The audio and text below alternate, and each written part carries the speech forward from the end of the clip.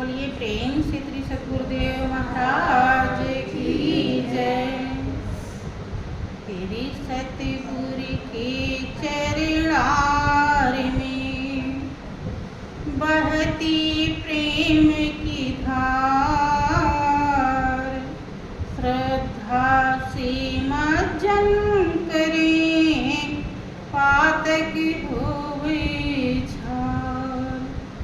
महाभयानक अरु कठिन भवसागर गंभीर, नाम जहाज बिठाए कर मिटे जन की पीर।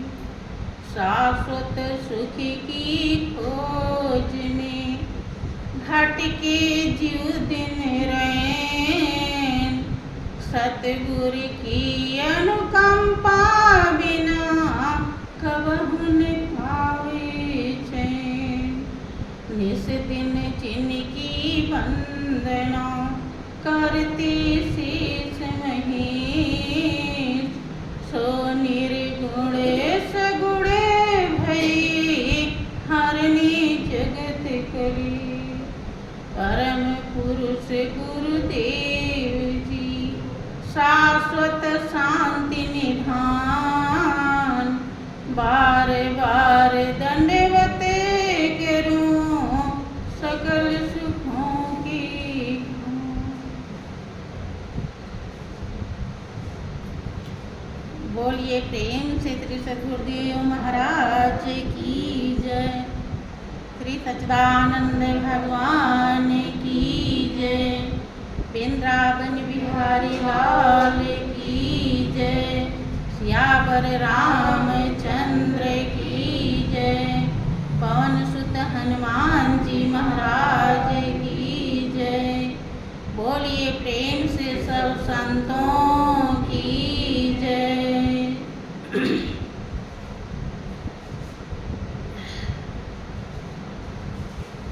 प्रिय भाइयों बहनों, परम पिता परमेश्वर की बहुत बड़ी दया और कृपा से हम जीवों को सत्संग का अवसर मिला है, जिसके जरिया से हम जीवन की गहराई में उतरना सीखते हैं। जिसके जीवन में सत्संग की प्राप्ति हुई, सभी महान हस्तियों का अनुभव है कि वही अपने जीवन की कीमत को प्राप्त कर पाए। किसी ने कहा कि मानुष जन्म बड़ा सुखदाई और बिन जाने जग में भरमाई। 84 में मत भटकाओ अपनी प्यारी जान को, और 3 लोक में गुरु बड़े हैं दर्शाते भगवान। मनुष्य की जिंदगी सुखों की खान है। अगर इसकी कीमत प्राप्त हो जाए, अर्थात इस साधन से, इस जीवन से, इस काया से, इस देह से अगर हम उस परमपिता परमेश्वर से प्रेम कर लें, लव लगा लें, तो इसके बराबर सुख और कोई भी नहीं है। ये सुख इसी जीवन से प्राप्त हो सकता है। अगर ये काम नहीं किया तो ये जीवन पाकर भी हम पूरी जिंदगी भर भटकते रहते हैं।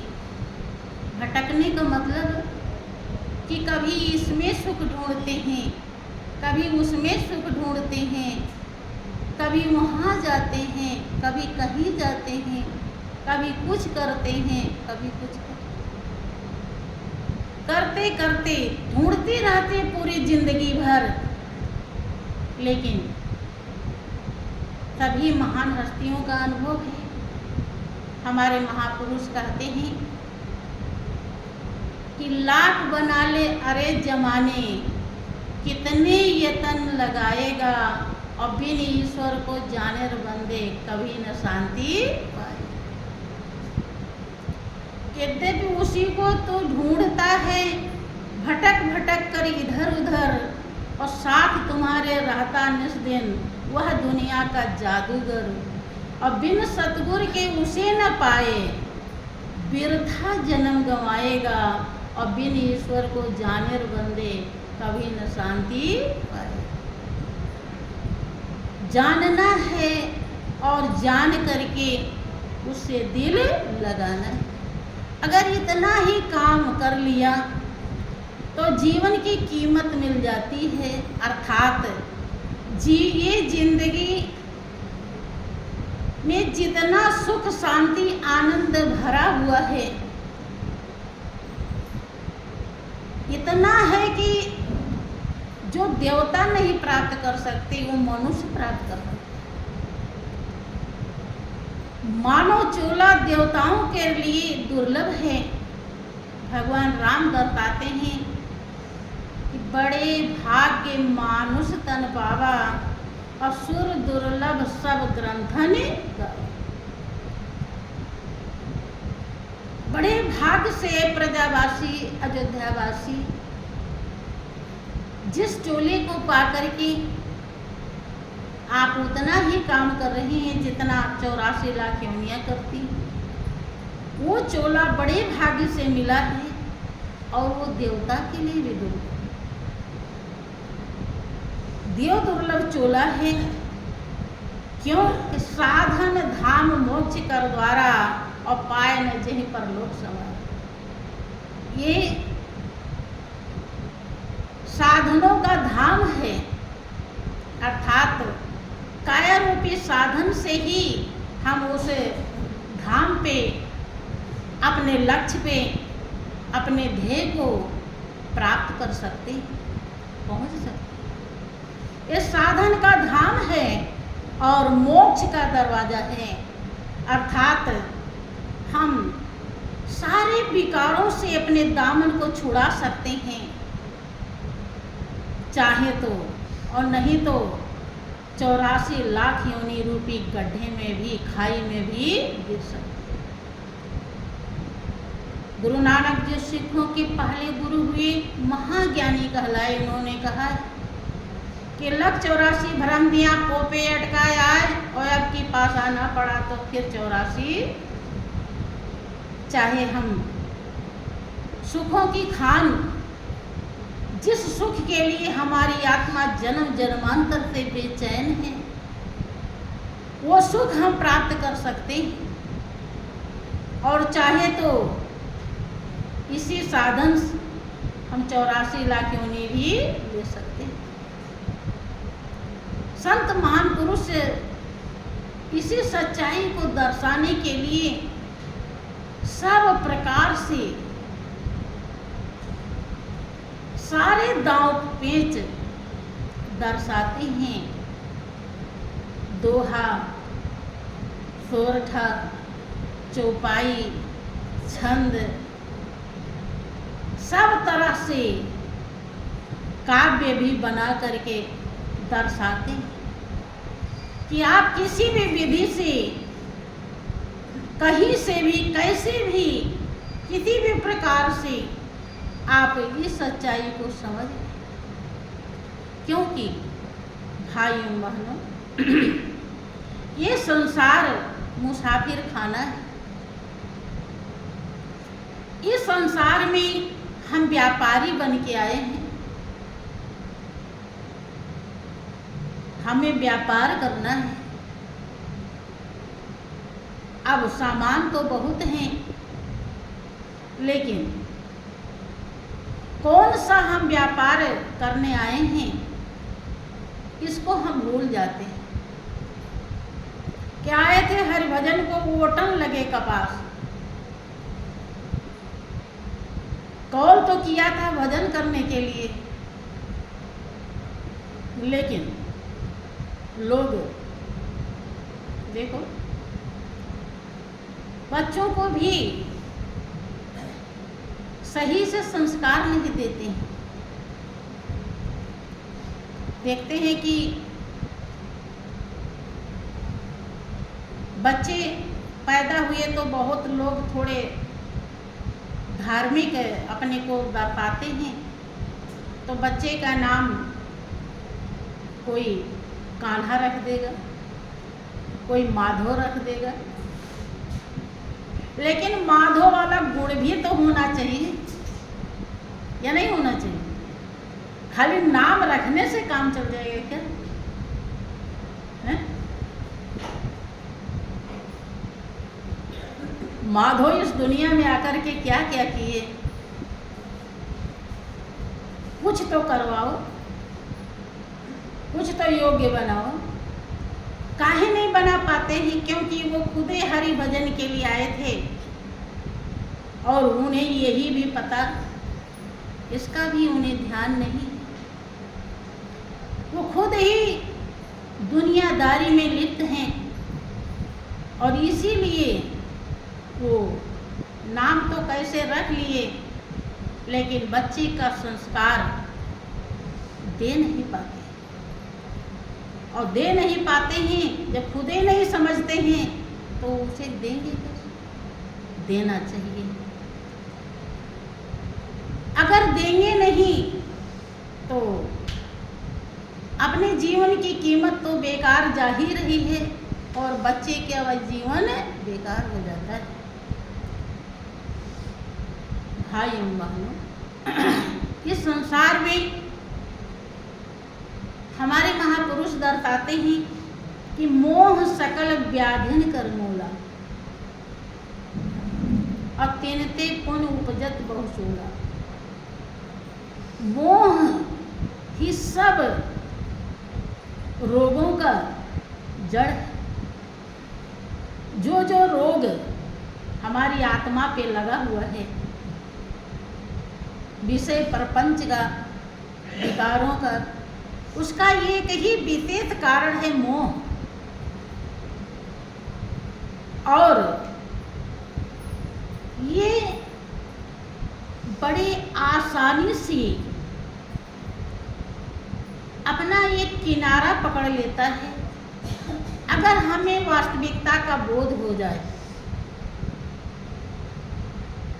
हमें सच्चाई का ज्ञान हो जाए कि वास्तव में इस दुनिया में कौन है अपना। इसलिए किसी ने कहा कि नर तन पाए यत्न कर ऐसा जिससे वह करतार मिले, ऐसी उत्तम योनि पदार्थ फिर नहीं बारंबार मिले।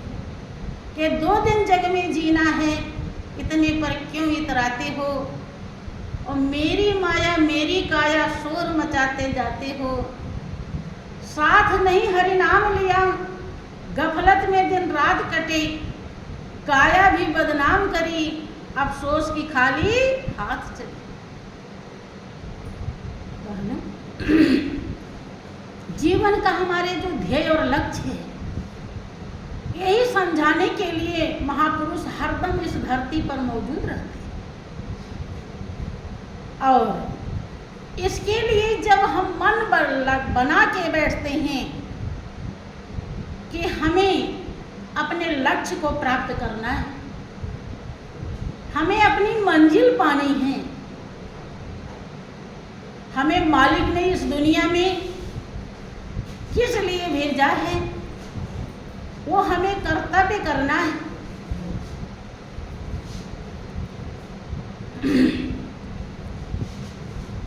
अगर हम उस कर्तव्य को कर लेते हैं, बोलिए प्रेम से श्री सच्चिदानंद भगवान की, श्री सद्गुरुदेव महाराज की जय।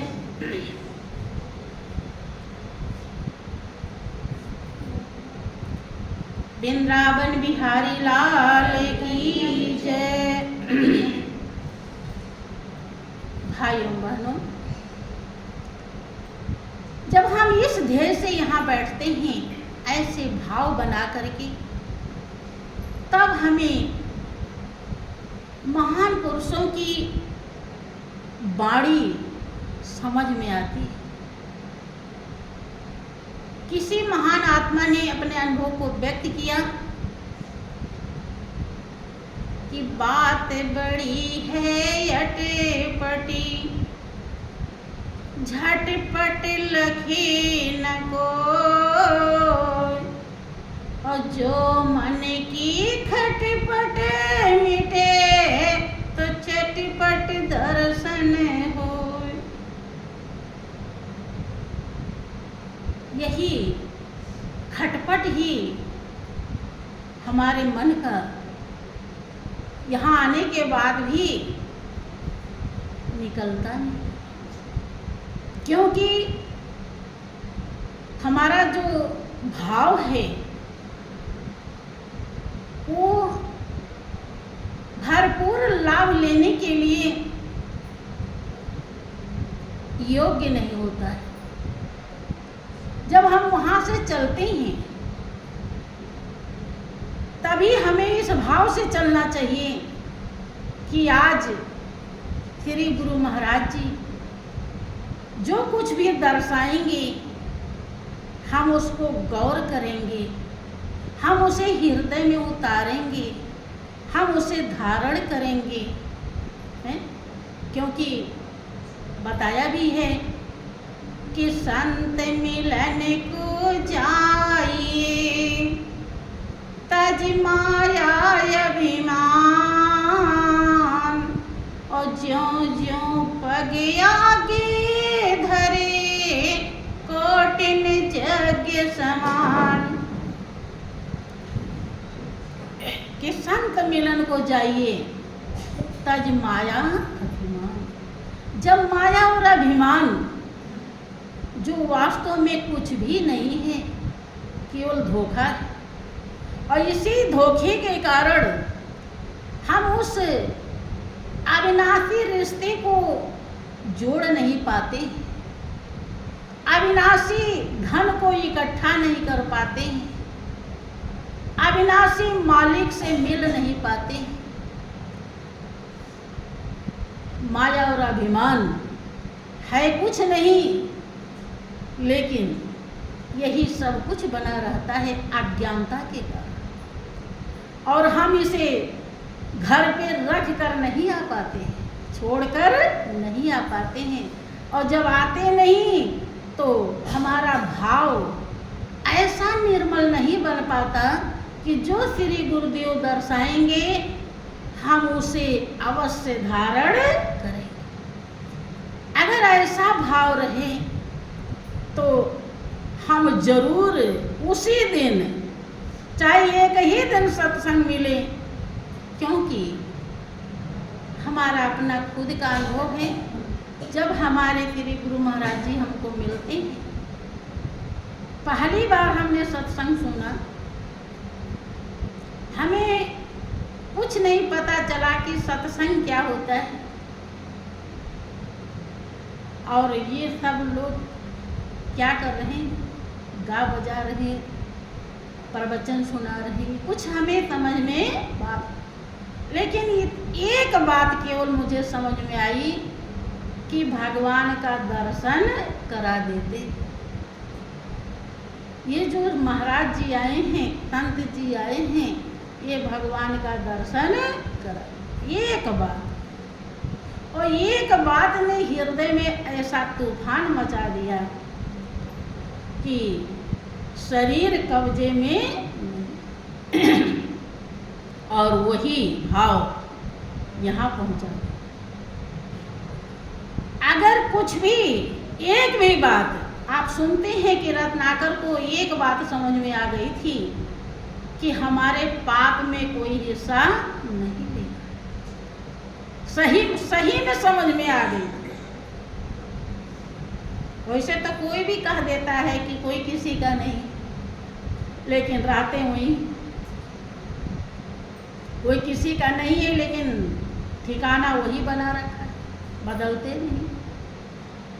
हाँ, जिसको वास्तव में समझ में आ जाए कि कोई किसी का नहीं है, उसी दिन वो चेंज कर लेगा अपने जीवन में। चेंज होने में उसको देरी नहीं लगेगी, तुरंत। जब कोई बात आप जान जाते हैं कि कुएं में गिरेंगे तो मर जाएंगे, तो क्या गिरना चाहते हैं? कोई ढकेले तो भी, क्योंकि आप कन्फर्म जान रहे हैं ये तब बच भी सकते हैं। बहुत लोग गिर जाते हैं, बच भी जाते हैं, लेकिन ज़्यादातर मर जाते हैं। तो आपको इतना पता है कि गिरेंगे तो मर सकते हैं, इसीलिए आपको कोई धक्का भी दे तो आप जल्दी से नहीं उसमें गिरेंगे, बचना चाहेंगे। लेकिन यहाँ की बात, वे बिजली है, जानते हैं कि अगर करंट लग गया तो मर जाएंगे, और कोई करंट लगाए आपको, भागेंगे, बचना चाहेंगे, क्योंकि जानते हैं कि जान ले सकता है। कन्फर्म है आपको, इसलिए आप दूर भागे। यहाँ की बात आपको कन्फर्म नहीं होती, इसीलिए आप चेंज नहीं हो पाते। और जब तक चेंज नहीं होंगे तब तक मनुष्य जीवन की जो कीमत है, जो शांति है, जो आनंद है, जो सुख है, वो आपको हासिल है।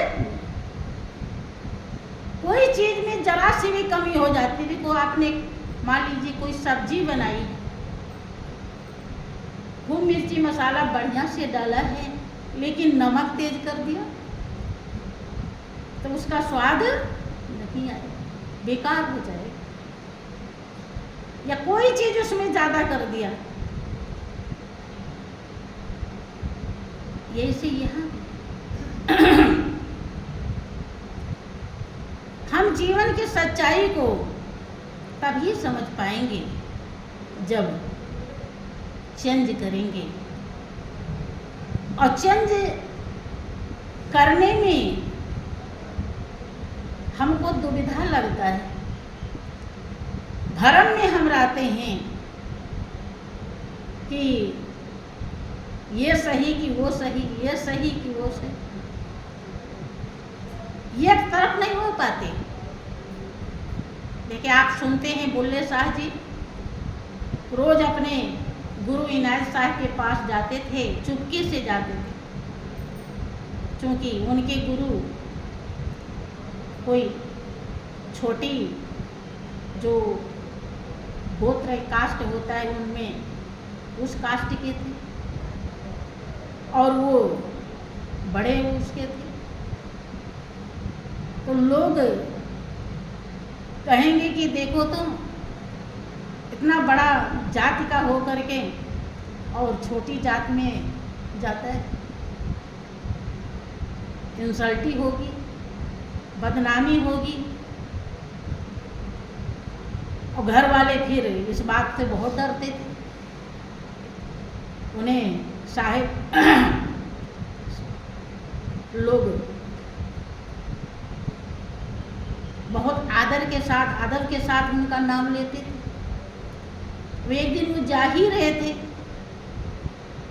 दर्शन करने के लिए चुपके से, रास्ते में जो रास्ता साफ करने वाली वाहन थी वो साफ कर रही थी, उसने कहा कि हुजूर एक तरफ हो जाइए। उसने तो इसलिए कहा कि इधर मैं सफाई कर रही हूँ, कहीं छींट ना पड़ जाए, तो इनके कपड़े एकदम सफ़ेद हैं बगुले की तरह, उस पर दाग लग जाएगा।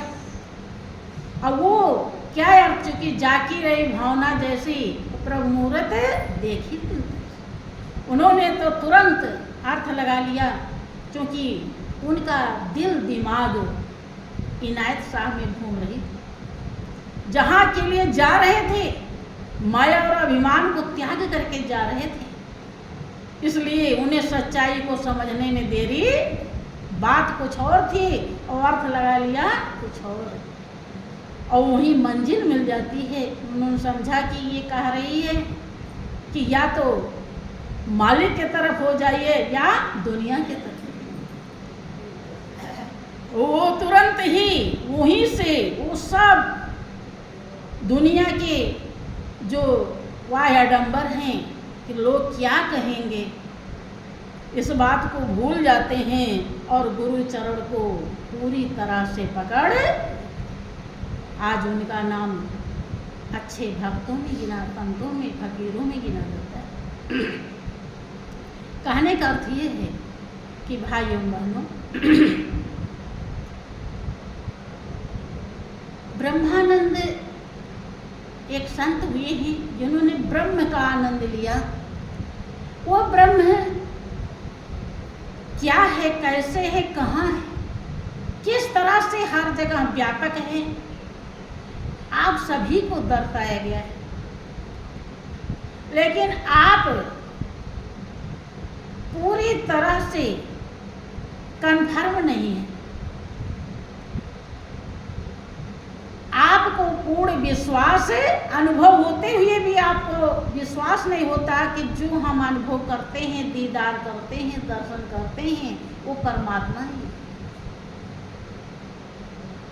आप में उनमें ये इतने अंतर है कि उन्होंने जब गुरु चरणों से मालिक का दीदार पाया तो वो कन्फर्म हो गए। वो तुरंत ही उनको विश्वास हो गया, क्योंकि बिना विश्वास के भक्ति नहीं होती। बिन विश्वास भगत नहीं और त्यहि बिन द्रवहि न राम। और जब तक विश्वास नहीं होगा तब तक राम की दया कृपा आपको प्राप्त है। और दया कृपा अगर नहीं प्राप्त हुई तो अगर क्या बिन विश्वास भगत नहीं ते बिन द्रवहि न राम, और राम कृपा बिन जीव स्वप्न में न लह विश्राम।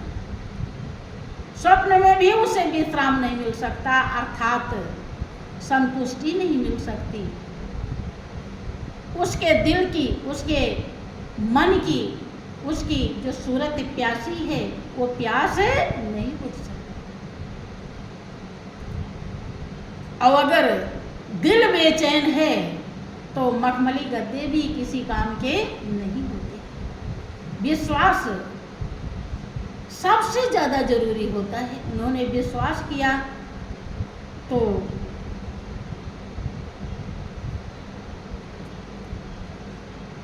वो क्या कहते हैं,